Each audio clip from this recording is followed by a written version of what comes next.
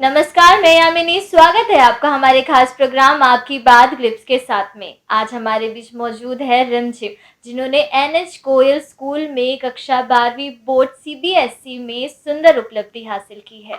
मनीष और नीतू की बेटी है रिमझिम, जिन्होंने पारंपरिक विषय को छोड़कर ह्यूमैनिटी जैसे नए विषय को चुना और छत्तीसगढ़ में दूसरे नंबर पर अपनी उपलब्धि बनाई है।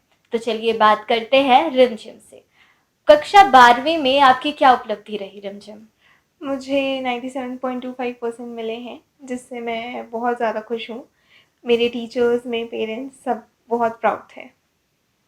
आप अपनी सफलता का श्रेय किससे देना चाहती हैं? क्योंकि हमेशा ऐसा होता है कि हम अपनी सफलता का श्रेय किसी ना किसी को देते ही हैं, तो आप किनको देना चाहती हैं? सबसे पहले तो अपने पेरेंट्स को देना चाहूँगी, क्योंकि वही थे जो हर पल साथ दिए थे। मेरे मम्मा, मेरे पापा एंड मेरे भाई। उसके बाद टीचर्स आती हैं, क्योंकि वही हैं जो इतने अच्छे से समझाकर, पढ़ाकर, एकेडमिकली, इमोशनली हर चीज़ में सपोर्ट करती है। हमारा स्कूल का एनवायरनमेंट बहुत ज़्यादा अच्छा रहा है, तो आई थिंक इन सबको श्रेय जाता है। आप अपनी परीक्षा से पहले इस उपलब्धि की कल्पना की थी? परीक्षा से पहले तो नहीं किया था, बट पेपर देने के बाद मुझ में कॉन्फिडेंस था कि पेपर अच्छे गए हैं, सो अच्छे नंबर आ सकते हैं। बट उससे पहले मैं यही सोच के पढ़ती थी कि मुझे पढ़ना है तो नॉलेज के लिए पढ़ना है, अपने लिए पढ़ना है। मैं रिज़ल्ट ओरिएंटेड होके नहीं पढ़ती थी। आपने अपनी परीक्षा के लिए क्या खास तैयारियां की थी? मैंने परीक्षा के लिए सबसे पहले तो ग्रुप स्टडीज़ किया था, क्योंकि ग्रुप स्टडीज़ से आपको बहुत सारी नॉलेज एक साथ मिल जाती है, बजाय इंडिविजुअल स्टडीज़ के। मैं कभी घंटे के हिसाब से नहीं पढ़ती थी कि मुझे 10 घंटा पढ़ना है या 5 घंटे पढ़ने हैं। मैं तब पढ़ती थी जब मेरा मन होता था, वो विषय पढ़ती थी जब जो विषय मेरा मन होता था।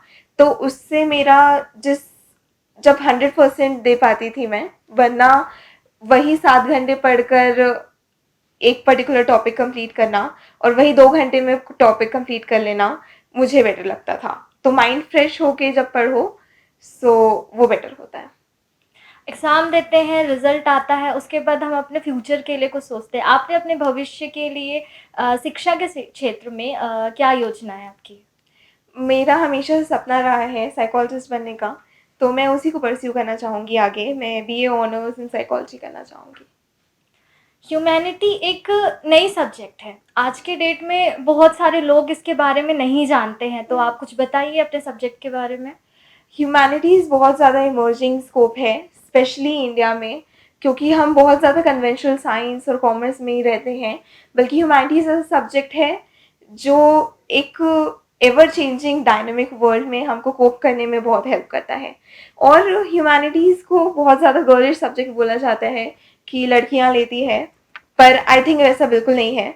मैं लड़कों को भी कहना चाहूँगी कि आप आएँ और ये फ़ील्ड में जितनी अपॉर्च्युनिटीज़ हैं, उसको एक्सप्लोर करें, बजाय कन्वेंशनल कॉमर्स और साइंस के पीछे भागने से।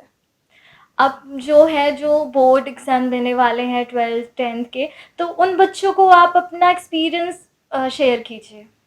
मैं उनसे बस यही कहना चाहूँगी कि आप जब भी पढ़ें, अपने लिए पढ़ें, और किसी भी 12th की या 10th की मार्कशीट की वैल्यू जब तब तक नहीं होती जब तक आप उस वैल्यू असाइन नहीं करते हैं। सो अगर आपको लगता है कि 12th की मार्कशीट सचमुच मेरे लिए बहुत इम्पोर्टेंट है, तो आप उस हिसाब से पढ़िए, अपना गोल डायरेक्टेड रहिए, प्रायोरिटीज़ सेट कीजिए। कुछ ना कुछ यू हैव टू कॉम्प्रोमाइज़, हर चीज़ के लिए कुछ पाने के लिए यू हैव टू कॉम्प्रोमाइज़, ये बहुत ऑब्वियस चीज़ है। सो आपको डिसाइड करना है कि आप क्या अपॉर्चुनिटी कॉस्ट देना चाहेंगे अपने 12th के रिजल्ट के लिए। तो ये थे हमारे बीच रिमझिम, जिन्होंने छत्तीसगढ़ में कक्षा 12वीं बोर्ड में दूसरा नंबर हासिल किया है। आप लोगों से फिर मुलाकात होगी, जब तक मुझे दीजिए इजाज़त। For more information, log on to www.clips.in.